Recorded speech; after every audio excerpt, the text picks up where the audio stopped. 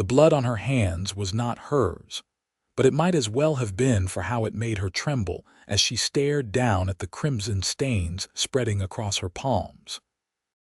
Teresa Brighton had never killed a man before that morning in late August of 1882, and now she stood in the dusty street of Durango, Colorado, watching the sheriff drag away the body of the drunk who had tried to force himself on her behind the general store. She had grabbed the nearest thing, a rusted horseshoe, and swung it hard against his temple when he had torn at her dress. The sound it made still echoed in her ears like a church bell tolling for the damned. "Miss Brighton, you did what you had to do," Sheriff McClellan said, his weathered face creased with concern as he approached her after his deputy had taken the body to the undertaker.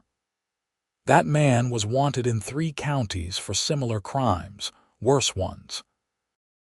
You saved yourself and likely saved others down the line. Teresa nodded but could not find words. Her mouth felt full of cotton, her throat tight as a drum.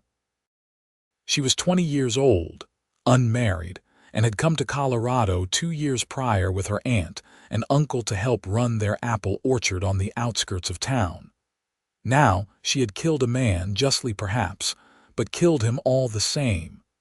The weight of it sat on her chest like a boulder. "Go on home now," the sheriff said gently. "Your uncle has been notified. He is waiting for you at the orchard." She walked the 2 miles back to the orchard in a daze, her feet carrying her along the familiar dirt road without conscious thought. The sun beat down mercilessly and sweat mixed with tears on her face. By the time she reached the rows of apple trees heavy with fruit, her Uncle Thomas was already waiting by the gate, his face grave. "Teresa," he said, pulling her into an embrace. "Thank God you are safe." She broke then, sobbing into his shoulder as he patted her back awkwardly. Her uncle was not a man comfortable with emotion, but he held her until the worst of it passed. Her Aunt Martha came rushing from the house, her plump face red with exertion and worry, and took Teresa inside to wash and change. For the next 3 days, Teresa did not leave the orchard. She stayed in her small room in the farmhouse, staring at the ceiling, eating little and speaking less. Her aunt brought her meals and sat with her, but Teresa felt as though she had left part of herself back in that dusty alley behind the general store. The girl who had laughed easily and sang while she worked seemed like a stranger now. On the 4th day, her uncle knocked on her door at dawn. "Teresa, I know you are hurting, but the apples will not pick themselves. The harvest is upon us, and we need every hand. Fresh air and honest work will do you good." She wanted to refuse, to stay hidden in her room where nothing could touch her, but she knew he was right. They depended on this harvest to survive the winter. So she dressed in her work clothes, a simple brown skirt and white blouse, tied her long dark hair back with a ribbon, and went out to the orchard. The morning air was crisp and cool, carrying the sweet scent of ripe apples. The trees stood in neat rows, their branches heavy with red and green fruit.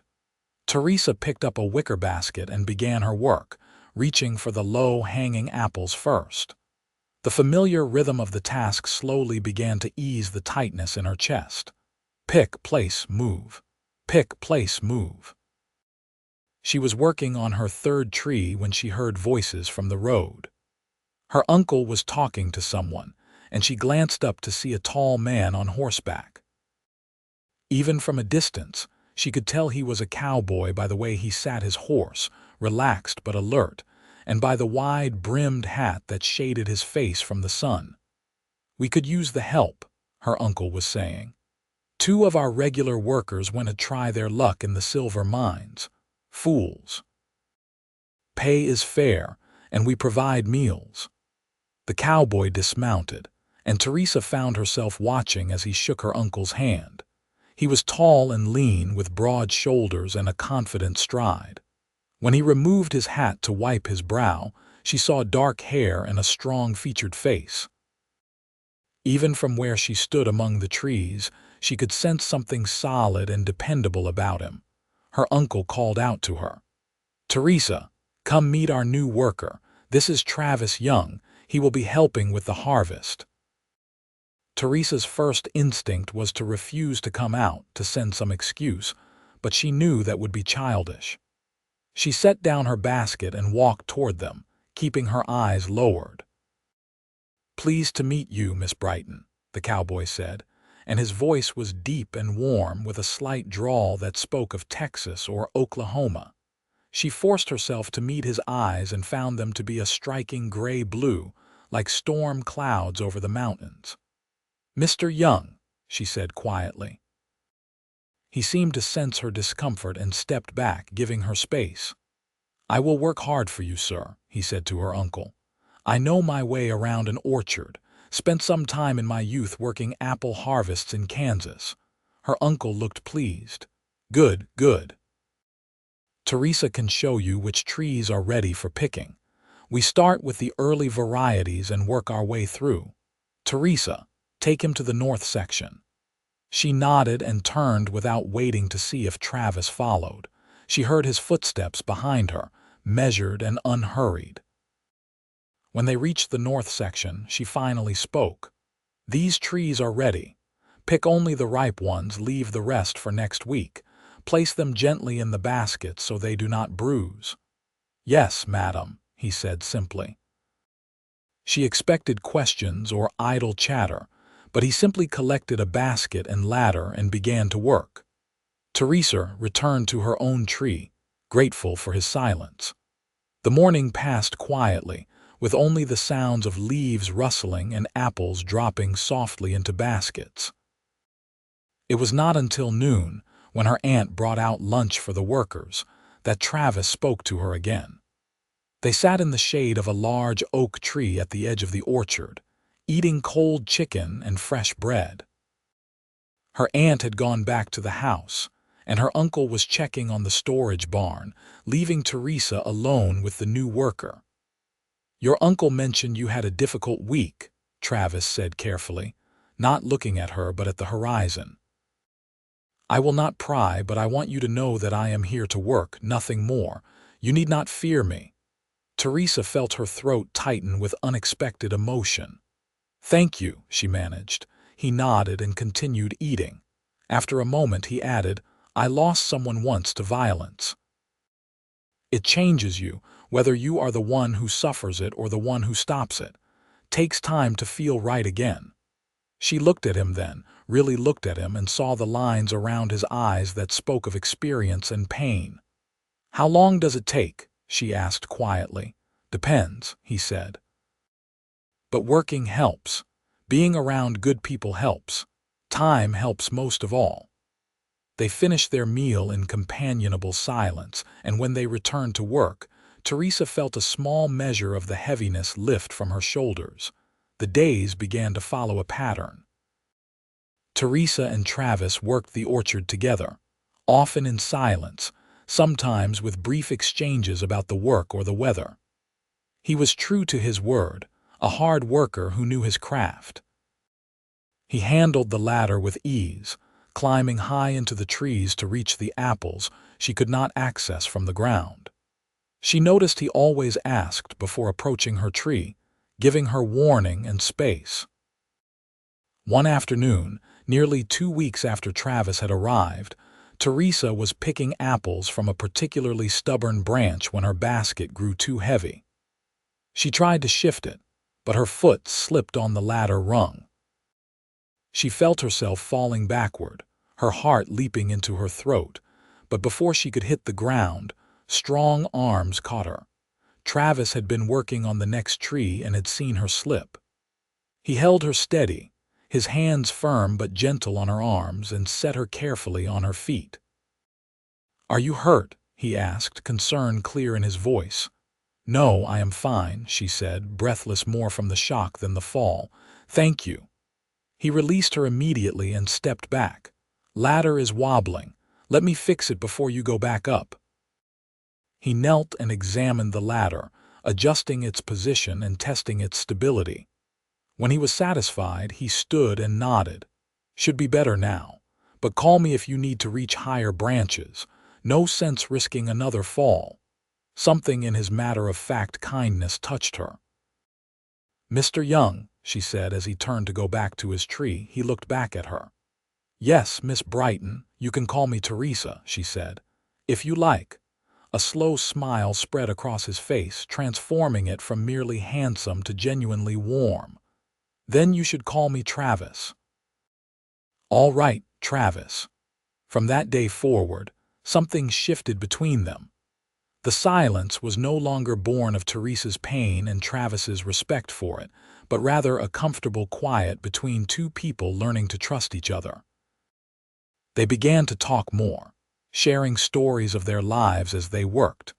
Teresa learned that Travis was 24 years old and had been working cattle drives since he was 16. His parents had died of fever when he was young, and he had been raised by an older brother who had his own ranch in Texas. Travis had spent the last few years drifting, working various ranches and farms, never staying in one place too long. "Why Durango?" Teresa asked one day as they hauled baskets of apples to the storage barn. "Heard the country was beautiful," he said. "Thought I might try to find a place to settle down, maybe start a small ranch of my own. But that takes money, and I needed work." "Your uncle's advertisement at the general store came at the right time. Do you miss Texas?" He considered this. "Sometimes, but it holds more memories of loss than of home now. My brother sold the family ranch 2 years ago and moved to California. I have no reason to go back." "I understand that," Teresa said softly. "Sometimes starting fresh is the only way to heal." He looked at her with those storm cloud eyes, and she felt something stir in her chest, something she had not felt since before the incident. It was not quite attraction, not yet, but recognition. Here was someone who understood pain and survival. The harvest continued through September.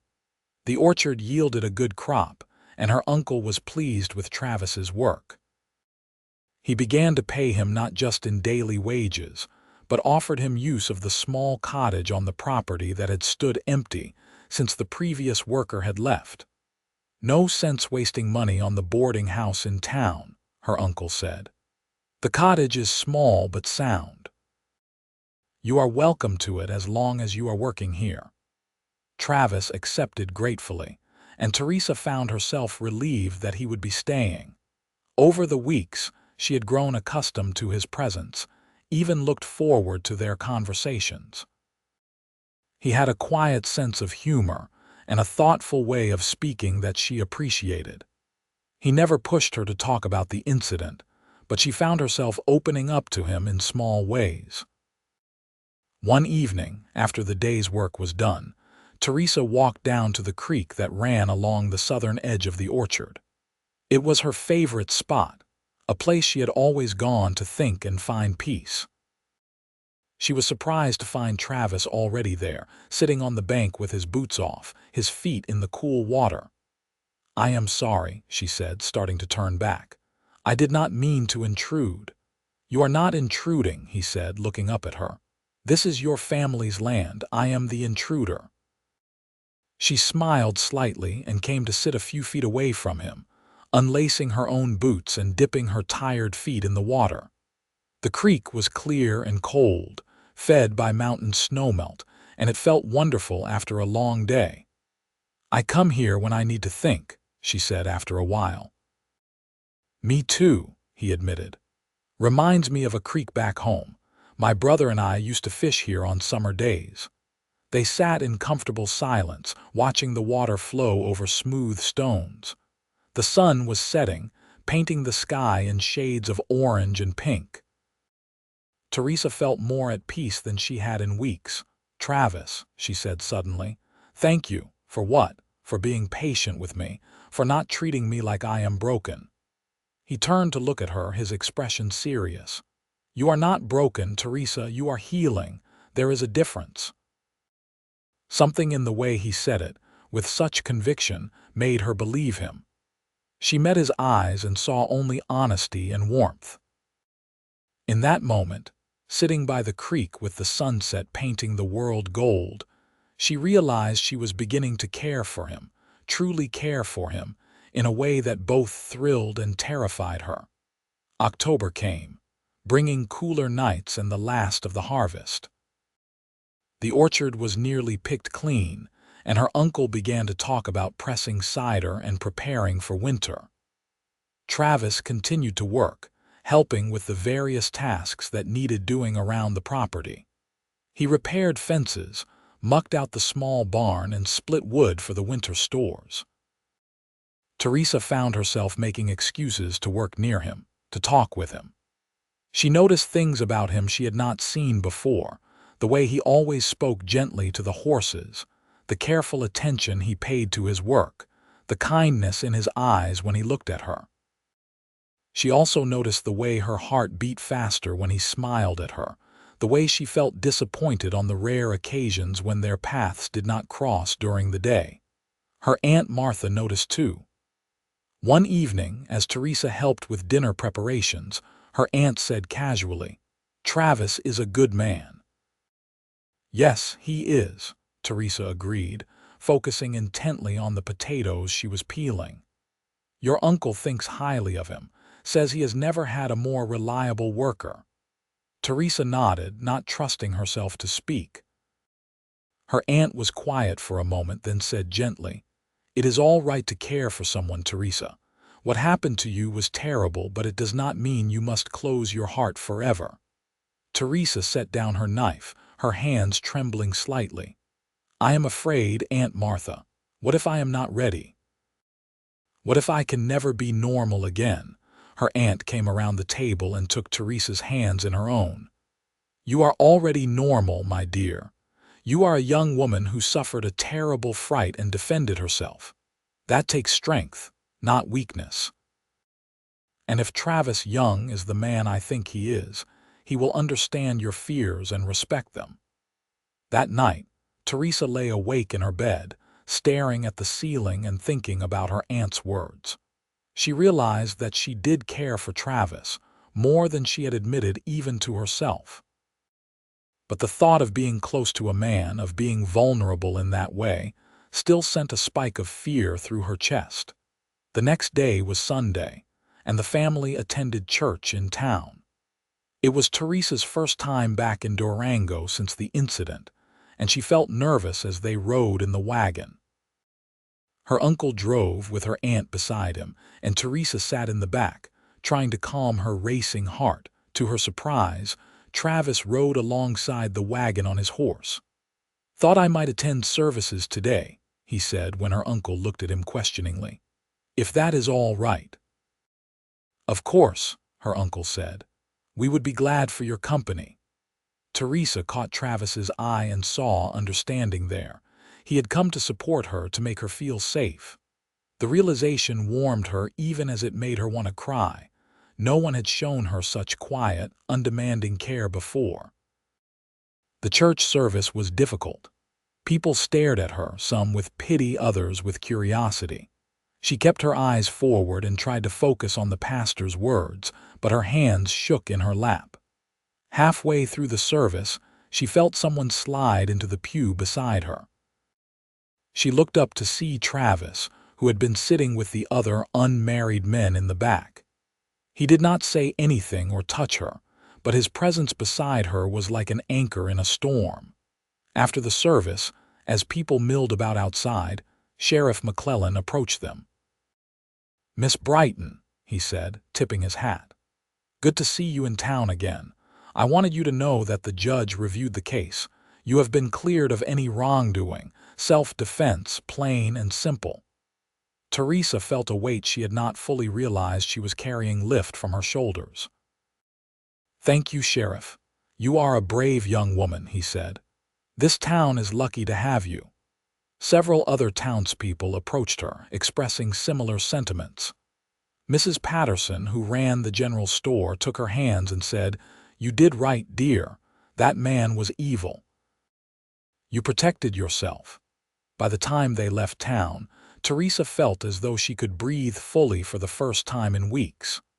On the ride home, she looked at Travis riding beside the wagon and felt a surge of gratitude. He had known she needed support, and he had given it without being asked.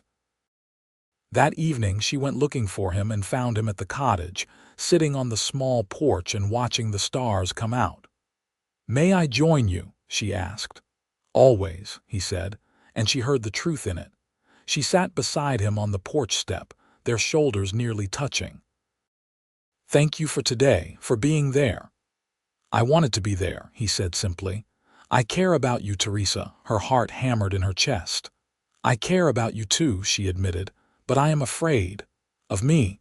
"No, of being close to anyone, of being vulnerable." He was quiet for a long moment. "I understand, and I will never push you, but I want you to know that I would wait as long as you need. I would wait forever if that is what it takes." She turned to look at him, and in the starlight she could see the sincerity in his face. Slowly, carefully, she reached out and took his hand. He held it gently, his thumb brushing over her knuckles. "I do not want you to wait forever," she said quietly. "I just need time." "Then time you shall have," he promised. They sat together on the porch until the night grew cold, hands clasped, not speaking, just being together. When Teresa finally went back to the house, she felt as though she was walking on air. The following weeks were a time of gentle courtship. Travis continued to work on the orchard, but now they spent their evenings together as well. They took walks along the creek, sat together at meals, and talked for hours about everything and nothing. He told her about his dreams of owning land, of building something lasting. She told him about her love of reading and her secret wish to learn to paint. "Why secret?" he asked. "Because it seems frivolous," she admitted. "Practical skills are what matter out here." "Beauty matters too," he said. "The world needs people who create beautiful things." He brought her a set of watercolors from town the next week, secondhand but in good condition. Teresa was so touched she could barely speak. That Sunday afternoon she sat by the creek and painted her first picture, a simple landscape of the orchard. It was clumsy and imperfect, but Travis praised it as though it were a masterpiece. One evening in late October, as they walked through the orchard after dinner, Travis stopped suddenly and turned to face her. "Teresa, I need to tell you something." She felt her heart skip. "What is it?" "I love you," he said, his voice steady and sure. "I have loved you for weeks now, maybe from the moment I first saw you among these trees. You do not have to say anything back. I just needed you to know." Teresa looked at him, at this good, patient, kind man who had helped her heal, and she felt her fears begin to crumble. "I love you too, Travis," she said, and the words felt like liberation. He smiled, that warm smile that transformed his whole face, and slowly reached out to cup her cheek. "May I kiss you?" he asked. "Yes," she whispered. He kissed her softly, gently, as though she were precious and fragile. It was nothing like the brutal assault she had endured. It was sweet and tender and full of promise. When they parted, Teresa was crying, but they were happy tears. "I am sorry," she said, laughing through her tears. "I do not know why I am crying." "Because you are happy," he said, brushing away her tears with his thumb. "And because you are letting yourself feel again." He was right. She was feeling again, truly feeling, not just the fear and pain, but joy and hope and love. November arrived with the first snow. The orchard work was largely done for the season, but Travis stayed on, helping with winter preparations. He and Teresa's uncle began to talk about the spring work, making plans for pruning and fertilizing. It became clear that Travis was no longer just a temporary worker, but part of the family. One snowy evening, Travis asked to speak with Teresa's uncle in private. They went into the parlor and closed the door, and Teresa paced in the kitchen, her stomach in knots. Her aunt watched her with an amused smile. "Stop worrying, child," she said. "Everything will be fine." After what felt like hours but was probably only 20 minutes, the parlor door opened. Her uncle called out, "Teresa, could you come here, please?" She entered the parlor to find both men standing. Her uncle looked pleased and Travis looked nervous. "Teresa," her uncle said, "Travis has asked my permission to court you officially with the intention of marriage. I have given my blessing, but the decision is ultimately yours." Teresa looked at Travis, at his hopeful, anxious expression, and felt her heart swell with love. "Yes," she said. "Yes, I would like that very much." Travis's face broke into a grin and her uncle chuckled. "Well then, that is settled. I will leave you two to talk." After her uncle left, Travis took Teresa's hands in his. "I want to do this right," he said. "I want to court you properly, ask your family's blessing, and marry you when you are ready. I will work hard and save money. I want to buy land near here, build us a home.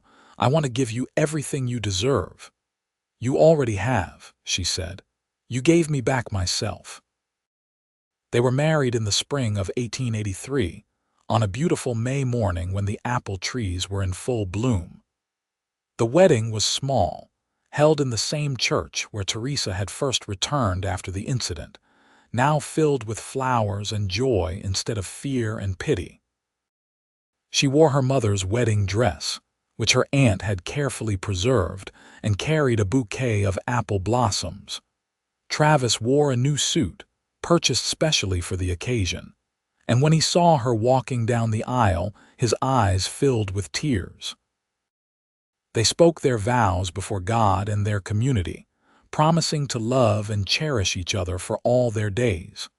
The reception was held at the orchard, with tables set up under the trees. The whole town seemed to have turned out, and Teresa felt overwhelmed by the good wishes and joy surrounding them. When it came time for the first dance, Travis led her to the makeshift dance floor and held her close. "Happy," he murmured in her ear. "Happier than I ever thought possible," she replied. They spent their wedding night in the cottage that had been Travis's home and was now theirs.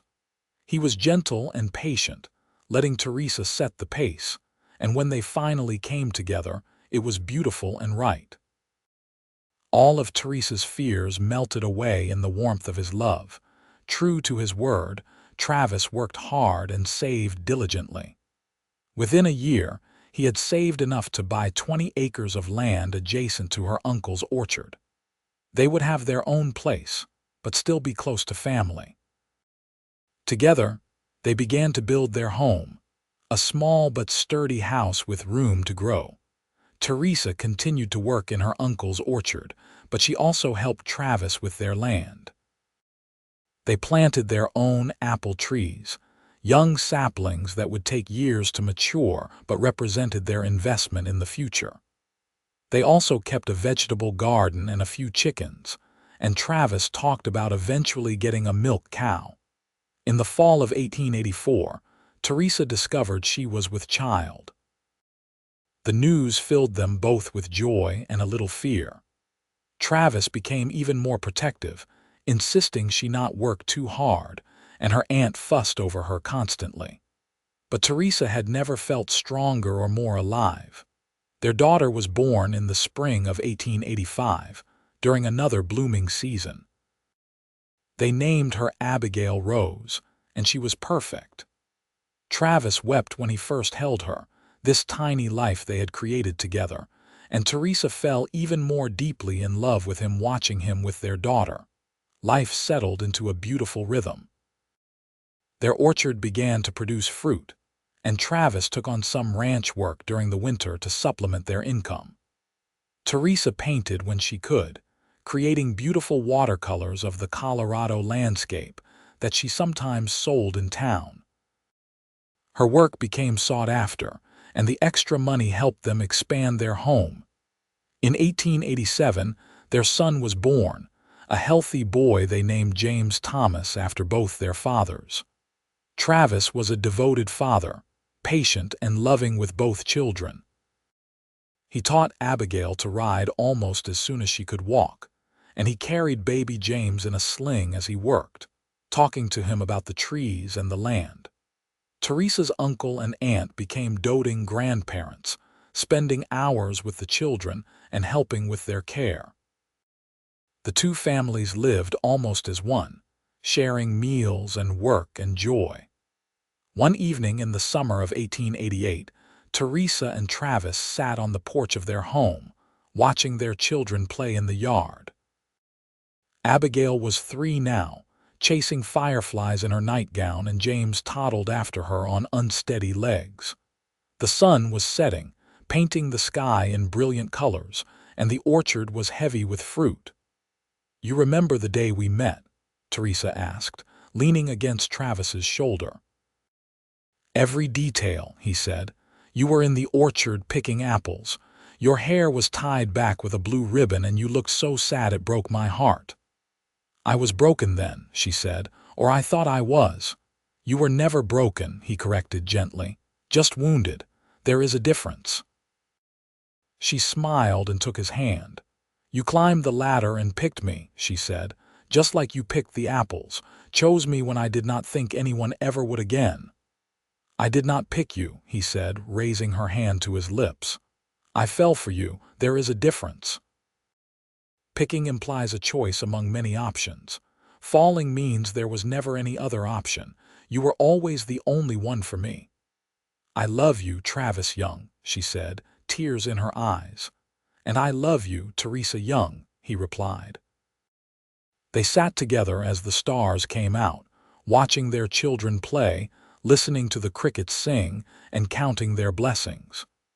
The pain of the past had not disappeared, but it had been transformed into something beautiful. From trauma had come healing, from fear had come love, and from sorrow had come joy. As the years passed, their orchard flourished. They added more acres, planting different varieties of apples and even some pear trees. Travis's reputation as a skilled orchardist grew, and people came from all over the region to buy their fruit.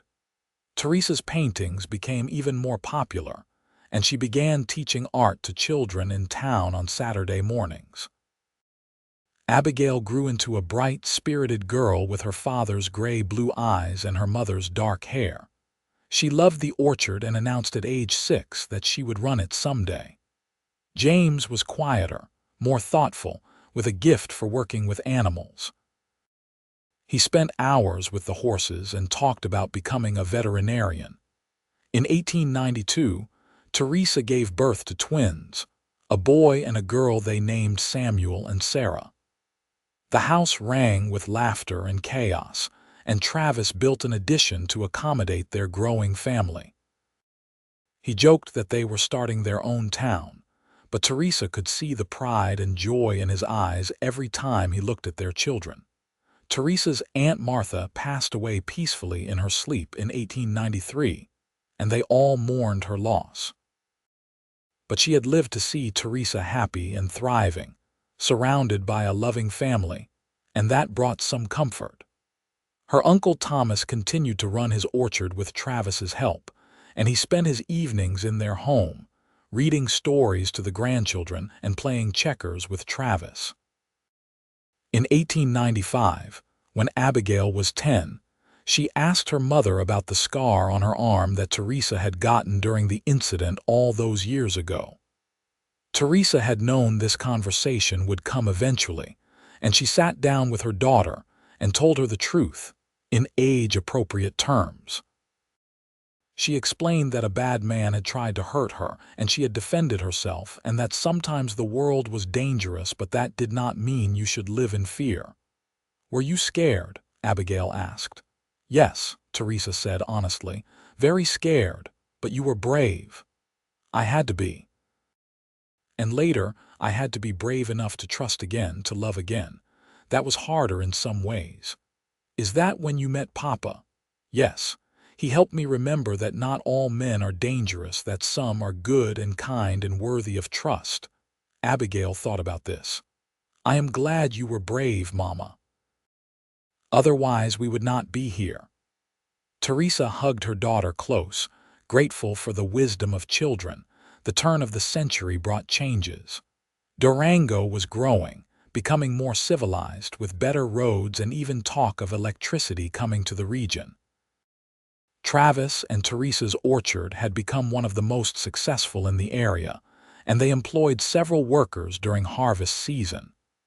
They had become pillars of the community, known for their generosity and kindness. In 1900, Teresa's uncle Thomas died at the age of 72, leaving his orchard to Teresa and Travis. It was a bittersweet inheritance, tinged with grief but also with gratitude for the life he had given them. They merged the two orchards into one large operation, and Travis hired a foreman to help manage it all. Their children grew and thrived.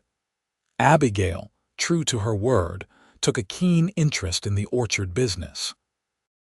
By the time she was 16, she was keeping the books and helping make decisions about planting and harvests. James apprenticed with the local veterinarian and showed real talent for the work. The twins, now 8, were inseparable and full of mischief. One evening in the spring of 1902, as Teresa and Travis celebrated 20 years of knowing each other, they walked through the orchard together, just the two of them. The trees were in full bloom and the air was sweet with their scent. "You ever think about that first day?" Travis asked. "When I rode up looking for work, all the time," Teresa said. "I think about how lost I was, how certain I was that I would never be whole again. And now I know that healing is possible, that love is possible, that life can be beautiful even after terrible things happen." Travis stopped walking and turned to face her. Even at 44, he was still handsome, his dark hair now streaked with silver, his face lined with years of honest work and laughter. "You saved me too, you know," he said. "I was drifting, lost in my own way. You gave me purpose and home and a family. You gave me everything." She reached up to touch his face. "We saved each other." He kissed her then, soft and sweet, as the apple blossoms drifted around them like snow. After 20 years, his kisses still made her heart race, still filled her with warmth and joy. In 1905, Abigail married a young man named Daniel Fletcher, who worked as a teacher in Durango. It was a beautiful wedding, held in the orchard of course, and Teresa cried happy tears watching her daughter speak her vows. She remembered her own wedding day, the fear and hope mixed together, and was grateful that Abigail entered marriage with only joy and confidence. James left for veterinary school in Denver that same year, the first of their children to leave home. It was hard to let him go, but Teresa and Travis were proud of his ambition and dedication. He promised to visit often and to come back to Durango after he finished his studies. The twins, now teenagers, kept the house lively with their energy and constant activity. Samuel showed an interest in engineering and was always taking things apart to see how they worked. Sarah loved music and had a beautiful singing voice that she shared at church every Sunday. In 1907, Abigail gave birth to Teresa and Travis's first grandchild, a boy named Thomas after his great-grandfather. Becoming grandparents was a joy neither of them had fully anticipated. Travis, who had been such a devoted father, proved to be an equally devoted grandfather, carrying little Thomas around the orchard and telling him stories. "I cannot believe we are old enough to be grandparents," Teresa said one day, watching Travis show Thomas the baby chicks. "Speak for yourself," Travis teased. "I am in my prime." She laughed and swatted his arm. "You have gray hair and complain about your back. All the more reason for you to be sweet to me," he said, pulling her close and kissing her forehead. James returned to Durango in 1908, setting up a veterinary practice in town.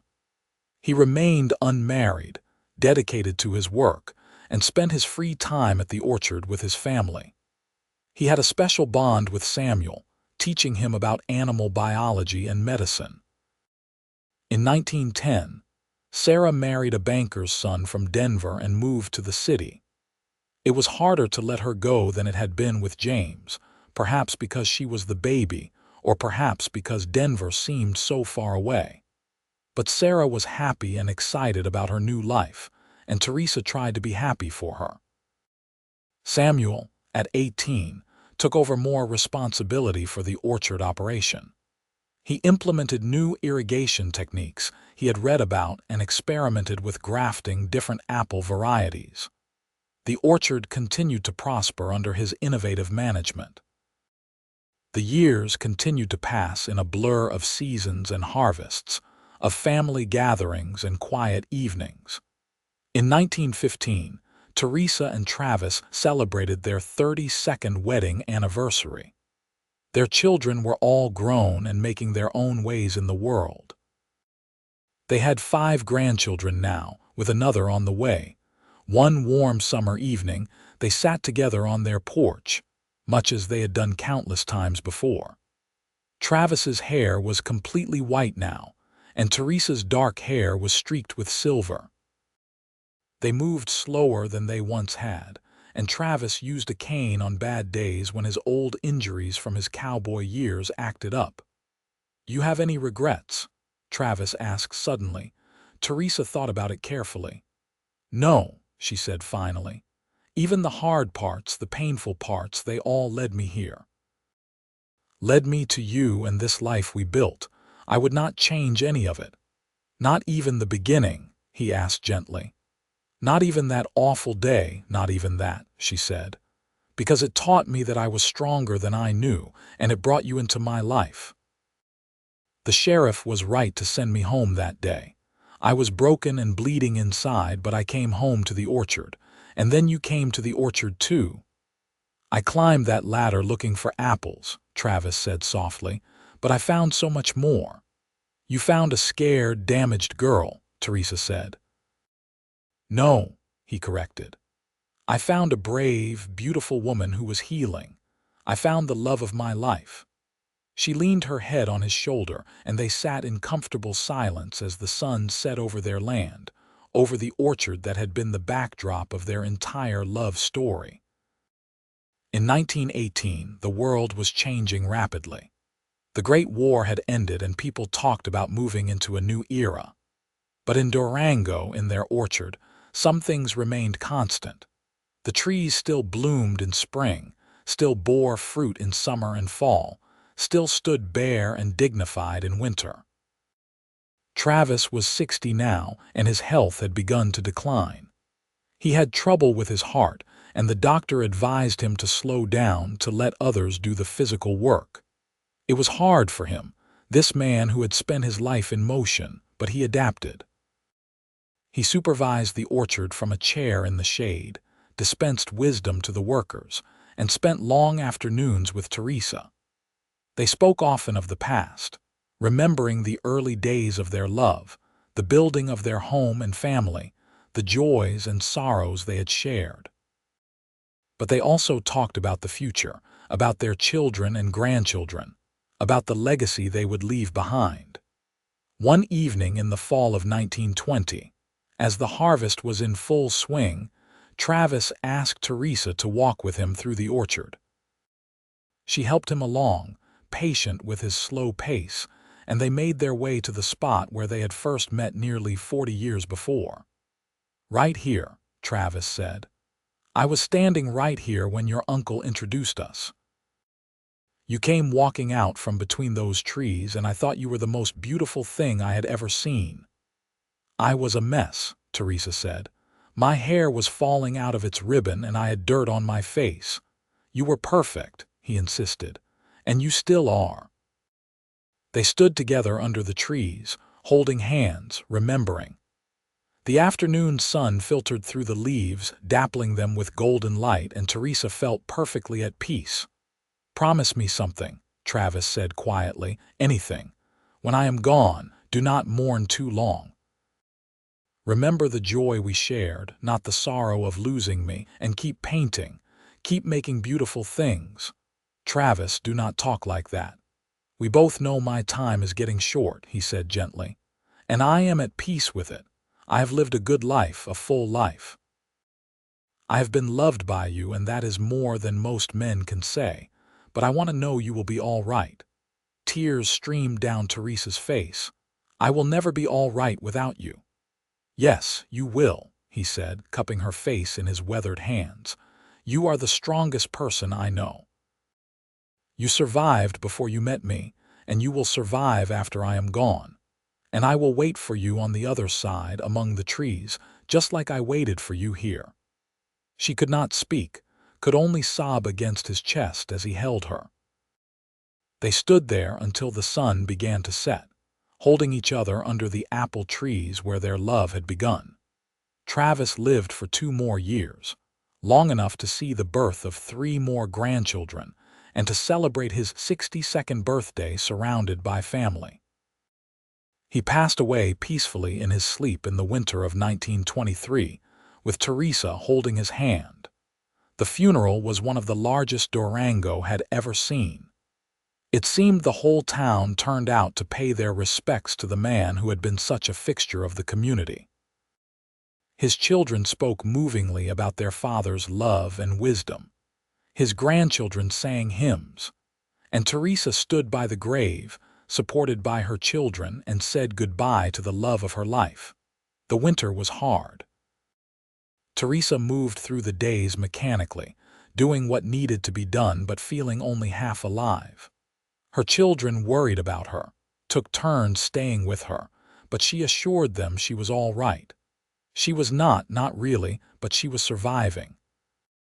In the spring, as the trees began to bloom again, Teresa took up her paints for the first time since Travis had died. She went to their spot in the orchard and painted the trees in full bloom, the way they had looked that day so long ago when they had stood together and talked about the past and the future. As she painted, she felt Travis's presence, not as a ghost but as a memory and a comfort. She could almost hear his voice telling her that beauty mattered, that the world needed people who created beautiful things. And she realized that he had been right, as he so often was. She would survive this, just as she had survived before. She finished the painting and took it home. It was beautiful, perhaps the best work she had ever done. She hung it in her parlor where she could see it every day, a reminder of love and loss and the enduring power of beauty.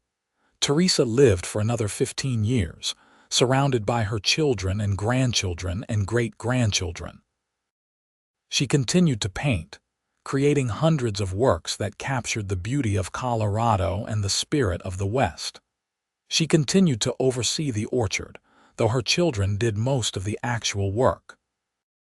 And she continued to tell the story of how she met Travis, that first day in the orchard when she was picking apples and he climbed the ladder and, in her words, picked her for his wife.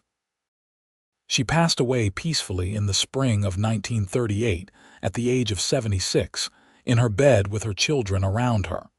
Her last words were, "Tell Travis I am coming."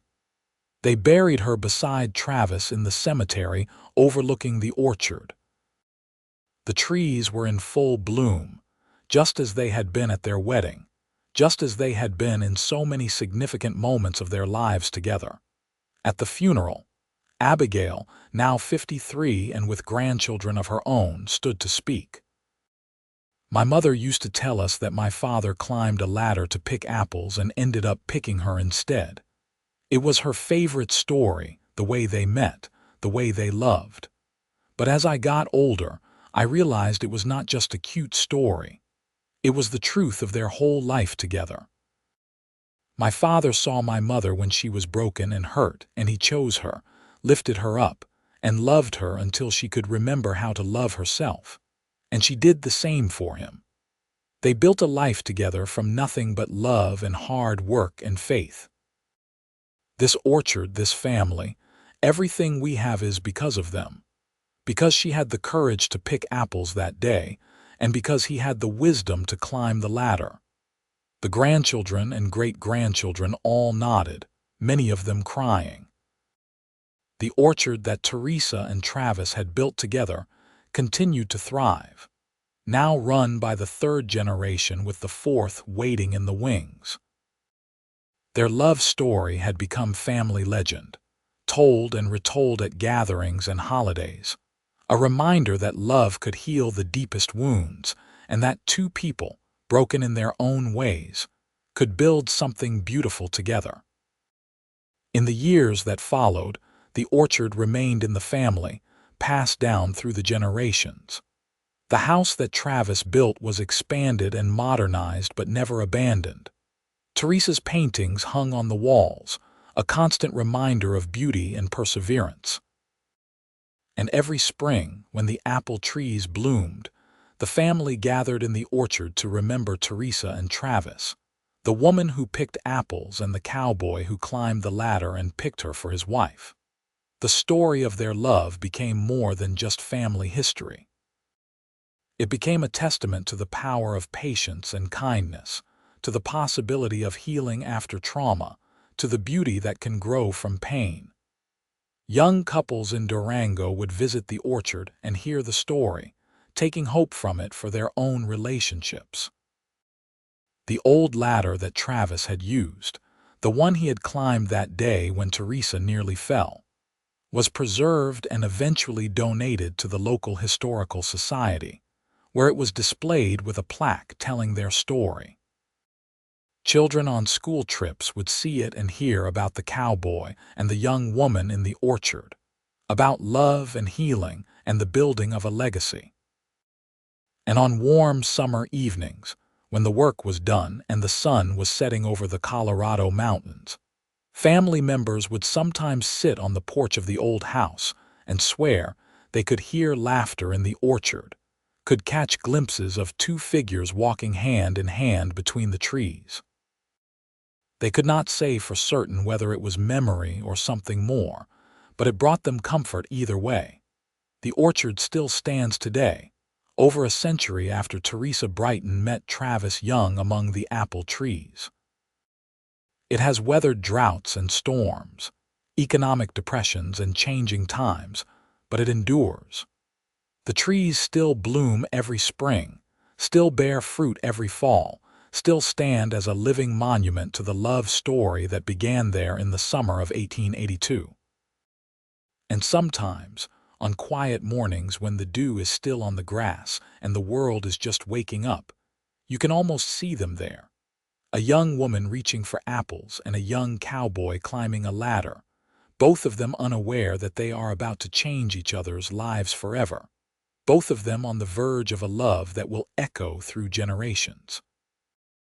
Their story reminds us that healing is possible, that love can find us even in our darkest moments, and that sometimes the bravest thing we can do is open our hearts again after they have been broken.